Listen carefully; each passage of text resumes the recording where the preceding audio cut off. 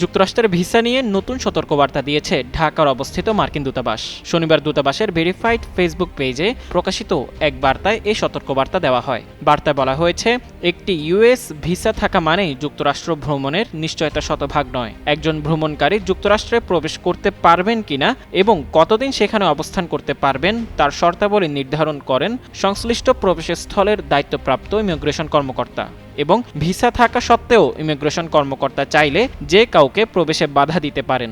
দূতাবাস আরও সতর্ক করে জানায়, নির্ধারিত সময়ের বেশি অবস্থান করা বা ভিসার শর্ত ভঙ্গ করে কাজ করা, যেমন পর্যটক ভিসায় চাকরি করা, গুরুতর অপরাধ হিসেবে গণ্য হবে। এতে ভবিষ্যতে যুক্তরাষ্ট্র ভ্রমণে স্থায়ী নিষেধাজ্ঞার ঝুঁকি তৈরি হতে পারে। বার্তায় বলা হয়, ভিসার সঠিক ব্যবহার নিশ্চিত করা সম্পূর্ণভাবে ভ্রমণকারীর দায়িত্ব। নিয়ম মেনে অবস্থান এবং সময়মতো দেশে ফিরে আসার উপরই ভবিষ্যতে ভিসা পাওয়ার সম্ভাবনা নির্ভর করে।